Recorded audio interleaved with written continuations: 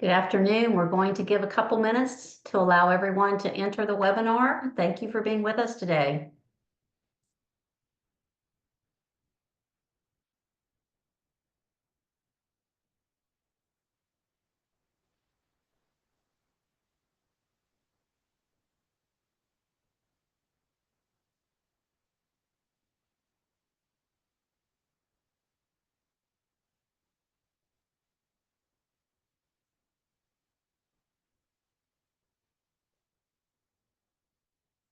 Good afternoon. I'm going to wait about another 30 seconds. People are still entering the webinar.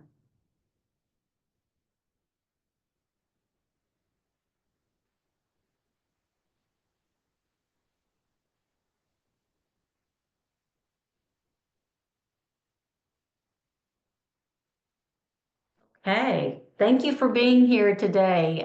Thank you for giving us an hour of your time. My name is Carla Warren, and I'm a senior partner with the National Center for Grow Your Own. If you're not familiar with our organization, we're a 501c3 nonprofit that provides support to districts and states and educator preparation providers on expanding, launching, grow your own pathways, and registered apprenticeships in teaching. So we're so excited to have you here today to hear Missy Testerman's story, The Power of Grow Your Own to Transform Educators and Systems. Let me give you an introduction. So Missy, I'll invite you to come on camera. Missy Testerman is the reigning 2024 National Teacher of the Year. She teaches kindergarten through 8th grade English as a second language and serves as a program director at Rogersville City School in Tennessee, where she also directs their summer academic program. Missy is a staunch advocate for her students, their families, and her fellow teachers. She is currently on leave for the 2024-25 school year, fulfilling her year of service as the National Teacher of the Year, and she's working to empower teachers to advocate for students and fellow educators by using their voices and sharing their experiences with those outside the classroom. Missy believes strongly in teachers embracing their role as education experts to inform decision-making and to determine decision makers of today's classroom experiences to meet all students' needs. Missy is a Tennessee native and a first-generation college-going graduate student. College graduate, Missy holds a bachelor's degree in elementary education and a master's degree in reading education from East Tennessee State University. In 2021, Missy took advantage of a program offered by the Tennessee Department of Education's Grow Your Own, and she added an ESL endorsement to her license. Missy believes that we must hold high expectations for students, and she prioritizes instruction to ensure those students have the necessary skills and knowledge to achieve. Her greatest contribution to the profession is her love and desire for learning that she has instilled in countless students over more than 30 years. She takes great pride in seeing her former students succeed in life and is motivated to ensure that the next generation of students receives a broadened education while living in a rural setting. So we are very excited as the National Center for Grow Your Own to let you know that Missy will be joining our staff full-time on July 1st, and we are thrilled to have Missy on staff because she is a textbook example of how Grow Your Own programs can expand and strengthen the teacher workforce. Missy, we are so excited to hear your story today, and thank you for your time. And we will reserve some time at the end for some Q&A, so feel free to pop questions into the chat. Or if you would like to hold those and come off mute at the end, we'll have an opportunity for Q&A. So Missy, take it away. Thank you so much, Carla. I'm so thrilled to be here this afternoon and thrilled to be joining the National Center for Grow Your Own team in July. But today I want to talk about, as Carla mentioned, about how the Grow Your Own program, in my particular case, helped transform my own life. So again, my name is Missy Testerman, and I am the 2024 National Teacher of the Year. The 2025 National Teacher of the Year will actually be named tomorrow morning on live television on CBS morning, on the CBS morning show. So sometime between 7 and 9 a.m. So I have about 18 hours of being able to say that I am the current national teacher of the year. But I will continue serving until June 30th as the National Teacher of the Year, and the 2025 teacher will actually take over on July 1st. But it's just been a wonderful year of professional development and learning and seeing how teachers and students and systems are impacting outcomes all over our country. And I've had the opportunity to participate in a lot of things, to do a lot of travel and see a lot of the landscape of education in our country. And I can tell you that the teacher shortage and the impact of registered teacher apprenticeships, that is the topic in education right now. How can we ensure that every single classroom and every single student has the teacher that they deserve? So I'm really, really excited to be part of this work. And I thank Carla and David and Ben for working out the details for me to be here with you today. So I'll get started a little bit with my story. I was raised in the beautiful town you see on your screen, Rogersville, Tennessee.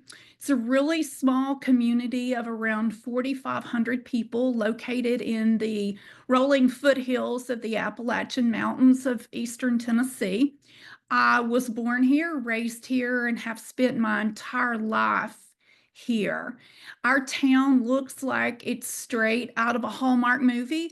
And if you've ever lived in a small town, you know that that also means that occasionally some of the people in our town find themselves embroiled in scandals that could be the basis of a Lifetime movie. It's a great little balance. You have to live in a small town or have lived in a small town to understand that, but it's been a great place to grow up and raise a family. But I've spent the best 33 years of my life. I'm not 33 years old, obviously, but I've spent the best 33 years of my life teaching in Rogersville, Tennessee.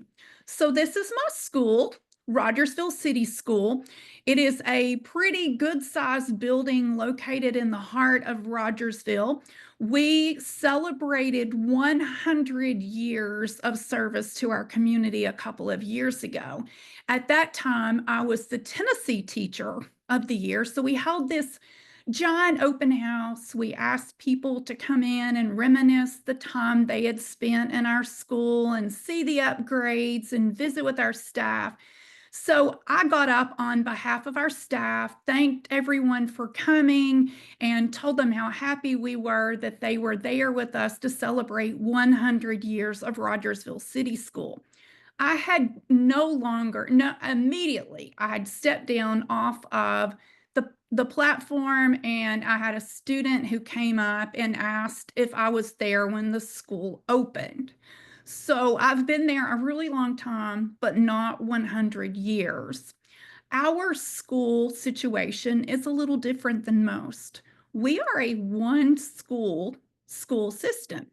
So we serve around 650 students in pre-K through 8th grade. We do not even have a high school. Once our students graduate from 8th grade, they then transfer into the county system to complete their high school schooling. So what that means is that all of our students, our instructional staff, our central office staff, even our director are all located in this one building. So while most directors seldom get to visit their schools and their teachers and their students very often, our director has the privilege of being in the building with all of us all day, every day. I am sure that he dreams of having a nice, comfy office somewhere across town, but instead he gets to share the restroom with 5th grade boys and sign in and out of the restroom log sheet.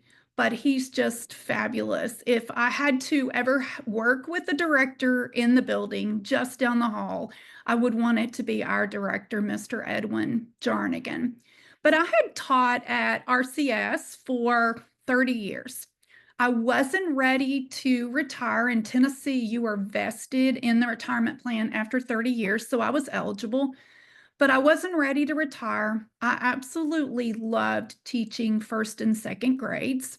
I loved getting to be the one who was able to unlock the love of learning, particularly literacy in our school's youngest students. So I had no plan to change anything and do anything differently until one morning in early September 2021, when one of my closest school allies, our school's English as a second language teacher, came to my classroom and said, "You can't tell anyone this, but I will be leaving our school at the end of the school year because my husband is taking a job in another part of the state." Instantly, I was crushed and concerned, not just because she was a dear friend, but over the years, she and I had worked out this wonderful partnership where she placed her ESL students in my classroom and we co-taught them. I had had the privilege of having every single English as a second language student to ever come through our school in first or second grades. And I saw the impact that she made. She wasn't just their teacher. She was the liaison between the school and those families. She was also the person who ensured that the ESL students were always treated fairly and had equitable access to every facets of a fair and appropriate public education. So her loss was going to be immense. And I was very, very troubled by it. The very next morning, I received an email with a header very similar to this, explaining Tennessee's Grow Your Own program for teachers who were already teaching in Tennessee. So if you were already teaching as a licensed teacher in Tennessee, you were eligible to enroll in the Grow Your Own program and add an endorsement to your current license in a hard to fill licensure area. The three options were high school math, secondary math, ESL, and special education. So I went to our director and I asked that he nominate me for this because each school system in Tennessee was able to nominate one teacher per area. And it wasn't the director that I have now, it was someone different. And he asked me, "Why would you want to do this? We already have an ESL teacher and she will be here after you retire." But I convinced him that since I was the teacher who always had the ESL students, this would be great professional development for me. It would also help because I was part of our school leadership team. I often help complete the school plan and do many of the administrative tasks that teachers on our leadership team help our central office staff do. So at age 51, I enrolled in Tennessee's Grow Your Own program. I didn't tell anyone except my director and my husband. Now, keep in mind, I was a digital immigrant, not a digital native.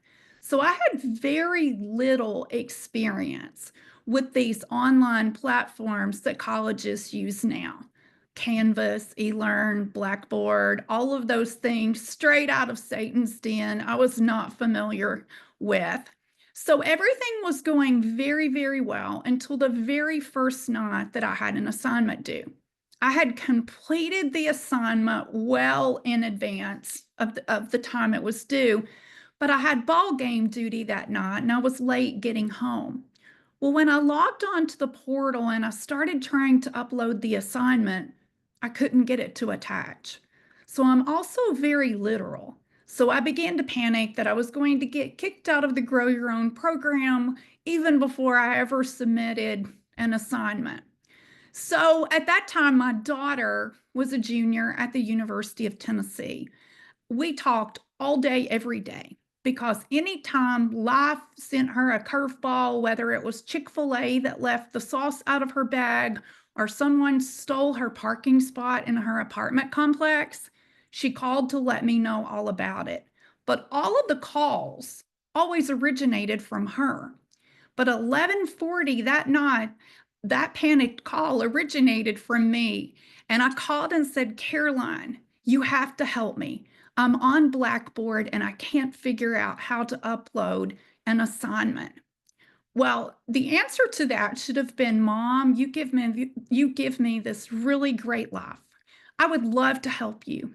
But instead, she asked, what are you doing on Blackboard? So I had to come clean with her real quickly. She helped me upload the assignment. It was smooth sailing after that. Throughout the 2021-2022 school year, I completed the coursework, took my very first ever praxis exam and passed it at age 52.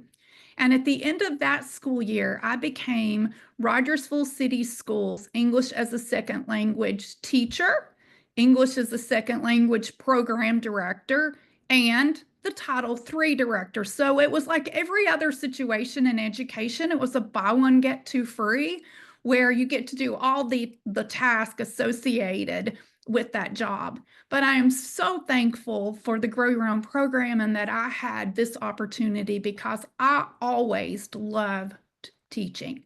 But I've never loved teaching a group of students like I loved teaching this group.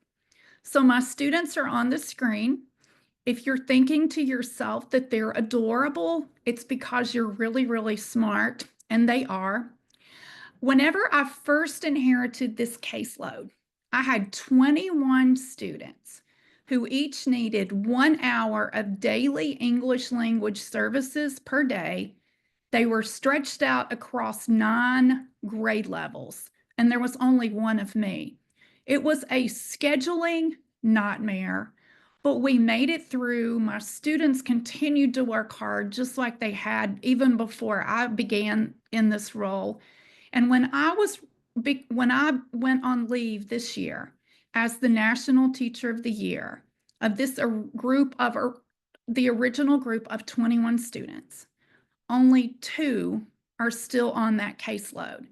The other 19 have demonstrated mastery of the English language, similar to that of a native speaker, through their performance on the annual WIDA exam. Tennessee is now transitioning to the ELPA 21 assessment, but at that time, it was WIDA. Now, that doesn't mean that I'm fabulous and I know the answers, because I don't. The only thing I know is that if your district is not investing in good headphones for testing, you do need to do that. But the fact that my students have had so much success, I think, is because they work hard. Their families are dedicated to the understanding that the way that they will change their lives and their trajectory is through education. But most importantly, my students' success points to the dedication of the classroom teachers who spent the other 6 hours per day with them every single day. Because my system is really small, my students do have some advantages. I'm there in the building every single day. I am able to get to each one of them in a moment if there is an issue, whether they just need calming down, whether they need a little pep talk about behavior. No matter what kind of support they need, I can be there quickly. I am also able to place my students with teachers who are talent scouts and not deficit detectives. Teachers who understand that being multilingual is an asset, not a deficit, but that these students deserve and need rigorous, high quality academic instruction every single day in order to keep succeeding. So I'm very thankful for those teachers who will embrace my students, take care of them during the school day, and then teach them in a way that allows them to keep achieving their dreams. But last year, I served students from 3 continents, 5 countries, and 4 different language backgrounds. English was their shared language. So since I have a captive audience, I'm going to talk a little bit about my students. You'll notice if you're looking at them, I have two sets of identical twins, all girls. If you look at the first set on the front row, my youngest set of twins are actually a special type of twins called mono twins. They developed from the same fertilized egg. They shared an amniotic sac, the same placenta. They are carbon copies of each other. To make this game even more fun, their parents named them Hannah and Jana, and they dress them exactly alike from head to toe every single day. So when I first went into this role, I had a lot of trouble keeping Hannah and Jana separate. This was a family I knew well because I had taught their older daughters in second grade. So I was having a meeting with the father one day about one of the older students. And I said, Mr. Elkamesh, I'm going to be very honest. I'm having a lot of trouble keeping Hannah and Jana straight. Is there like a secret trick for that? And he said, oh, it is so easy. One of them is good and one is evil. So apparently, one of them is a big grouch at home. She is absolutely perfect at school. They both are. So that was no help at all. But if you go back toward the back, the next to last row on the right-hand side, there's a little Chinese girl wearing a pink hoodie. Her name is Catherine. Catherine is one of the funniest students I have ever taught, but very seldom does Catherine talk in the regular classroom. Her teachers often come to me and ask, can Catherine talk? Is she able? Catherine can talk, can speak quite well. She has the highest WIDA speaking score I've ever seen a student have, a 5.8 out of 6. But the reality is that she doesn't always feel comfortable speaking in the general classroom. But when Catherine comes to the ESL room to have lunch with me, she does not stop talking until we can no longer see each other down the hallway. But the cool story about Catherine is that Catherine was born on March 20th, 2013, in China on the continent of Asia. Directly ahead of Catherine in this photograph is Nada. Nada is the big sister of Hannah and Jana. She does affirm that one of them is evil at home, but Nada was also born on March 20th, 2013, in Egypt on the continent of Africa. More interestingly, both babies were born at 11:32 a.m. Somehow, some way, each of those sweet babies ended up half a world away in Rogersville, Tennessee, and they are best buds. But I have one more little guy I want to tell you about. I won't make you listen to the whole list. We'd be here till midnight. But if you look on the left-hand side against the wall and you go back about 3 rows, there's a little guy in a brown hoodie. That is Adrian. Adrian is 11, going on 37. He gets obsessed with so many adult topics that it is just baffling and wonderful at the same time. But right now, Adrian is obsessed with the tax codes. He goes around telling everyone at our school that they should go get a public library card because the public library is made possible through our tax allocations. Adrian also frequently asks me if I know where certain roads are in our town. And then he tells me that if I don't, I should go drive on them because my tax dollars are making it possible for them to be repaired. But Adrian has a lot of hopes and dreams for his future. Step 1 of Adrian's plan is to get married the day he turns 18 years old. Because according to Adrian, the federal government withholds fewer income taxes from people who are married than people who are single. So as you can see, I absolutely adore this group of students and their families. I've taught a really long time, and I've never had students work as hard or had parents be as supportive as these parents. So I'm very, very, very thankful for the opportunities that I've had to spend a portion of my career working with this segment of the school population. The funny part is that when Miles and I talked at the convening in August, back in January, he told me that he remembers composing that email that I mentioned. At the time, David was the chief of human capital for the Tennessee Department of Education. He was the lead author on the approved application through the U.S. Department of Labor, to federally recognize the K-12 teacher occupation as being an eligible registered apprenticeship. So I'm so thankful for all of the work that he did, all of the work that was done through Austin Peay and the Clarksville school system to kind of lay the groundwork to have given me the opportunities that I have. So in the midst of changing a job description at age 51, I ended up being nominated as our school's Teacher of the Year. A fun fact is that Rogersville City School had not participated in the Tennessee Teacher of the Year program until 2 years ago. So the first year, a dear friend of mine, a wonderful kindergarten teacher, was a semifinalist for Tennessee Teacher of the Year.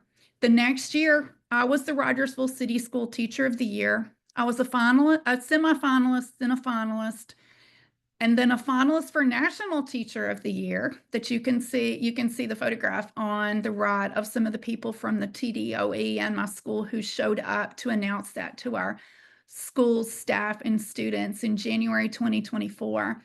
And from that, I then went through a really stringent interview process and became the National Teacher of the Year.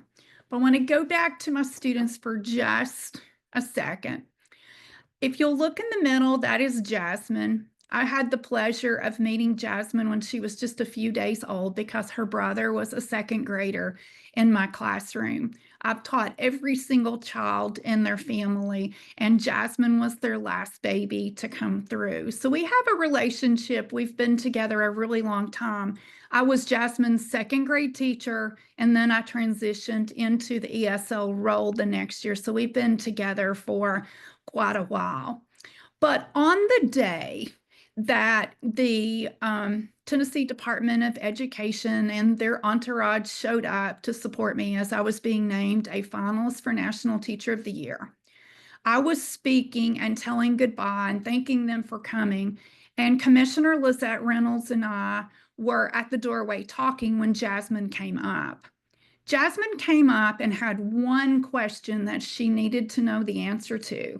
And that question was, if you are chosen as the National Teacher of the Year, will you leave our school? So instantly my heart sank. And I stumbled through something and told her that, yes, I would be gone for a little while, but it would be okay and we'd talk about it later. So right in front of the Tennessee Commissioner of Education, Jasmine, the sweetest child I've probably ever taught, said, well, then I hope you are just a big loser so that you can stay here with us. So that is an expression of love that will live in my heart forever. Jasmine is very competitive, but she was more than willing for me to be, as she termed it, a loser in that situation. But it was the honor of a lifetime to become the National Teacher of the Year. Here is a shot from my own experience on the CBS Morning Show, which was a little over a year ago. It was in early April 2024. And I was surprised by Dr. Jill Biden herself, a teacher, and I was just blown away by the reception that being named as the National Teacher of the Year got, not just here in Tennessee, but all around the country. The interesting part is this. When I filled out the application to be the National Teacher of the Year, and everyone within the State Teacher of the Year cohort must fill out that application to participate in the State Teacher of the Year program. I should have mentioned that. I didn't even initially put anything about Grow Your Own. I just put that I was a teacher with 32 years of experience. And it was several people who worked at the Tennessee Department of the Tennessee Department of Education, including Brooke Amos, who is the head of Human Capital now, who said, you have to put that. That is part of your story, and it shows the lens that you were willing to go through to serve students in your community. Honestly, I never really thought of that. I love teaching ESL so much that I considered that action of the coursework to be totally self-serving for me to make my own life better, because the reality is that it did. It allowed me to find a joy of teaching that, even though I love teaching, I had never, ever had before. And so I'm so incredibly thankful for that. But it also makes me very, very, very committed to the idea of making sure that we have a pathway for teachers to come into this field. Whenever I was young, I had these wonderful dreams in college that I was going to work with young, cute, trendy teachers. We were going to do young, cute, trendy teacher things, and we were going to wear our young, cute, trendy teacher outfits like you see on the screen. My school had other plans. They placed me with really old people in their early 30s. But those people helped guide my way into the profession. And most pivotal amongst them, and why I'm so deeply committed to the idea of registered apprenticeships in teaching, is this young lady. No, this is us just whenever I'd been named Tennessee Teacher of the Year, but this is Carol. Carol was my paraprofessional the very first day I started at Rogersville City School. I was 21 years old, completely lost, wondering whose wonderful idea it was to put me in charge of a classroom full of 28 first graders. I really didn't have a clue what to do, but Carol did, because she had been there for a decade serving as a paraprofessional. Carol had started a teaching degree. She had gotten married, had a couple of children, and life got in the way of those plans. But it was obvious that Carol needed to be in a classroom, so much so that I pushed and pushed and pushed Carol to go back to school. I even drove an hour to East Tennessee State University to pick up the paperwork for her, because I felt like she needed to be a teacher. She was working for hardly any compensation, simply because her family needed the health insurance that she was able to get through the school.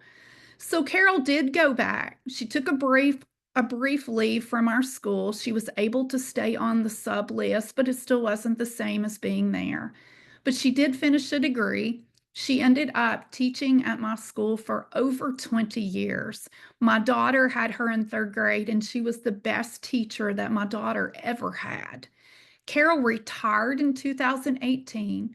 In 2019, she ran for school board, was elected, and continues to serve on our school board. So Carol has devoted her entire adult life and career to my school for the betterment of my students. And when I look at all of the possibilities that could have been possible for Carol, if we would have had Grow Your Own back then, it makes me even more committed that this is the avenue that we need to be pursuing to make sure that every classroom, every student has the teacher that they deserve. And I think the pathway for that is just what we're doing, what so many of you are doing in your states, offering apprenticeships to our paraprofessionals and people already in our school system, making sure that they receive the right kind of training to be really strong teachers on day one. Because every study ever done on student achievement has shown the same thing. The most important factor inside the school is not technology, it's not the cost per pupil, it's the teacher. It's the quality of the teacher every single time. So anything that we can do to guarantee that every classroom has a teacher who's prepared and ready to go on day one is a positive step. And that includes making sure that our students see teachers from diverse backgrounds, because studies have also shown that when our students see teachers from diverse backgrounds, they don't even have to be their teacher. They just have to be represented in the school faculty population. test scores and student achievement tends to be higher in those schools. And representation matters for all of our students. You can't dream what you don't even know about yet. So it's the teacher every single time. I've talked for a long time. I'm going to leave you with one tidbit of wisdom from my Adrian again. Adrian is known throughout Rogersville City School for his sayings. We call them Adrianisms. Whenever I was on the CBS Morning Show with Dr. Biden, I found out on live TV that the 2024 State Teachers of the Year and I were being invited to a state dinner at the White House. So a few days before it was time for me to go, I was having lunch with my fourth graders. Adrian was a fourth grader. And one of them asked, "Are you nervous about this White House thing?" And so I was very honest. I said, "I am incredibly nervous. I have to get up and make a speech for 3 minutes. I've come a long way." Adrian pushes himself away from the table and he says, "Well, I'm so nervous about this, I'm about to vomit." So for a minute, I was worried that Adrian thought he was coming with me. So I asked, "Why are you nervous?" And he said, "Well, I'm just going to give you some really good advice, and I hope you take it. When you're up there in front of all those peoples and all those people and all those cameras, and everyone's looking at your hair and your face and your eyebrows and your jewelry and your makeup and your shoes, just maybe don't say anything dumb, okay?" So my friends, I have no better advice for you, no matter life situation. Just don't say anything dumb. But I thank you for joining me today. I thank you for joining us for this webinar to give me an opportunity to talk about my students and the impact that Grow Your Own made on my own life. Interestingly enough, when my job came open, there were several elementary applicants. So filling my job wasn't difficult.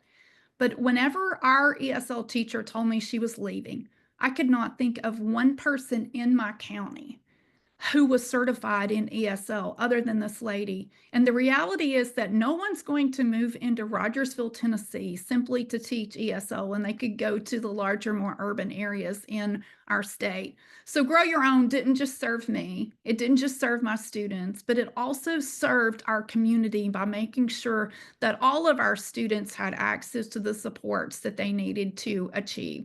So thank you again for joining today. Thank you for everything that you are doing in your states. And I look forward to getting to know and work with many of you once I officially join the team at NCGYO. So thank you so much. Thank you, Missy. I think if we could hear the applause, we would be able to hear the applause right now. So your story is a powerful one and it's inspiring, and I love to hear you speak. So thank you so much for your time. As we finish up today, we do have an opportunity. If anyone has, there are no questions in the Q&A, but if you do have a question for Missy, feel free to put that in the chat or in the Q&A chat. And while we're doing that, I would like to share just a couple of upcoming webinars that the National Center for Grow Your Own is hosting, just to give you a little bit of information about some upcoming opportunities.